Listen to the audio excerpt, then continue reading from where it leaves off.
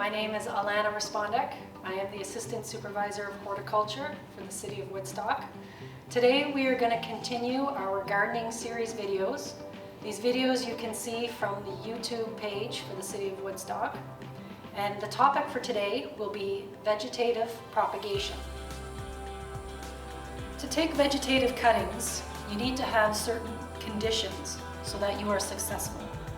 The proper time of year of taking the cuttings depends on the type of plant and the plant structure that you're going to use for propagation material.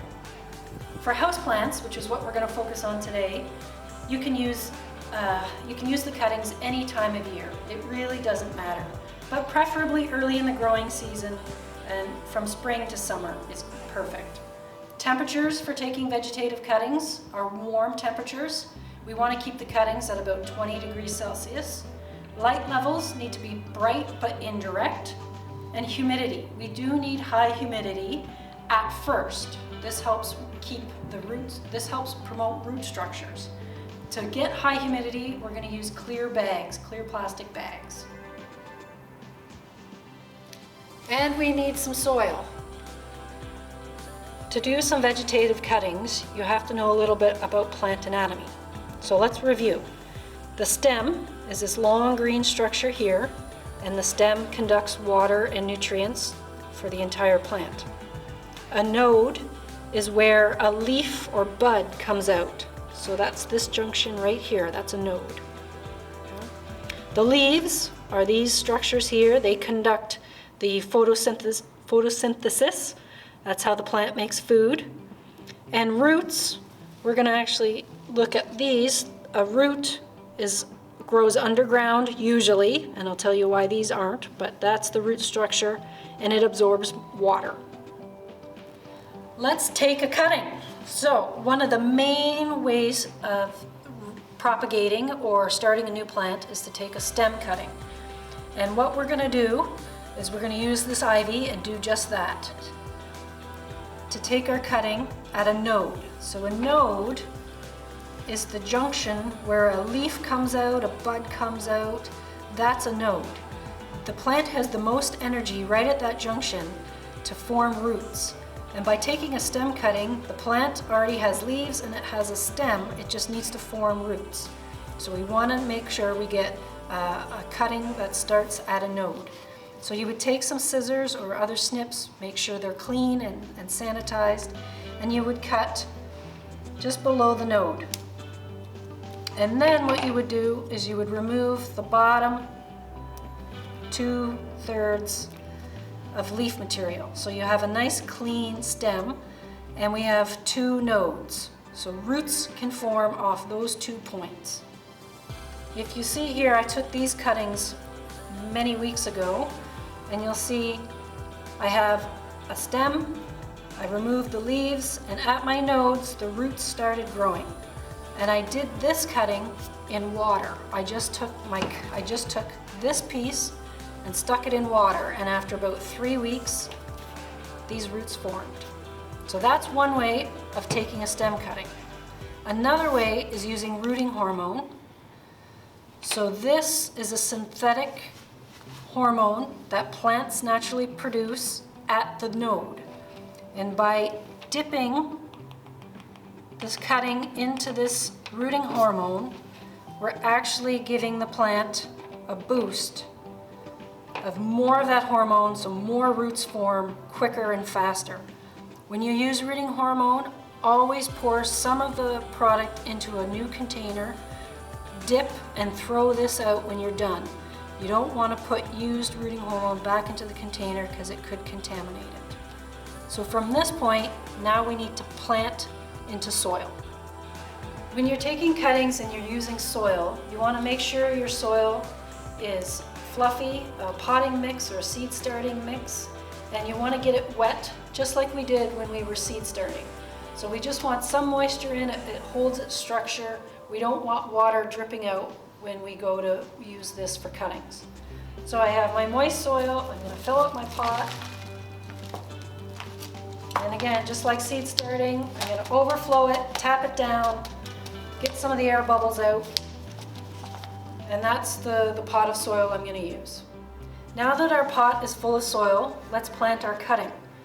But because we have a delicate stem with rooting hormone on the end, we don't want to just jam it into the soil. Take a pen or a pencil and make a little hole. Not that deep, but just something that we can slide the cutting into, and then pat our soil down, firm the soil around our cutting. You can put multiple cuttings into a 4-inch pot. I would say you could put 3 cuttings in here. But after you're planting them, making a mess. Give them a little water. And then we're going to bag them up, and I'll show you how to do that. If you recall at the beginning, I mentioned that high humidity is needed to have success with cuttings. And one way to accomplish that is to put a bag around your pot for the first couple weeks. So you don't want the bag touching the plant because it will lead to rot. So I put my popsicle sticks in, I put my bag around my plant, I tie it up, and I leave it there for a couple weeks. But make sure that you allow the plant to breathe. Every 3 to 4 days, open up the bag and give it some oxygen, just for a couple minutes. Another type of vegetative cutting is a leaf cutting. And I have 2 different styles of leaves. So this is from snake plant or sansevieria. This is from begonia. You treat each of these leaves differently, and we're going to show you how to take a cutting from each of them. To take a leaf cutting from a sansevieria, you need to know which is the top and the bottom. So this smaller end is the bottom. This is where this was cut from the main mother plant. When you do a leaf cutting in this way, you always have to keep the leaf in its orientation that it came in on the plant. So you're going to cut horizontally, sections of about 5 centimeters, and you want to make sure you always maintain what's top and what's bottom. Use portions of the leaf that are not damaged, so I will not be using this to take a cutting. This is some diseased material here. We don't want that. We want nice, healthy, succulent growth. So after we take our cutting, we will take the bottom end, dip it in some hormone, and we will put this into soil. So now we will fill up our pot.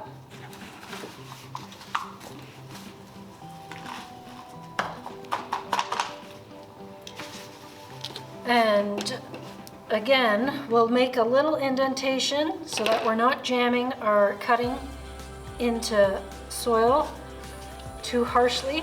We'll put the cutting in, we'll pat down the soil, and then we will put our popsicle sticks in and wrap it as well. What will happen is the roots will form at the bottom of this cutting, and little new plantlets will form at the bottom. And that is how we get another plant from a sansevieria or a snake plant.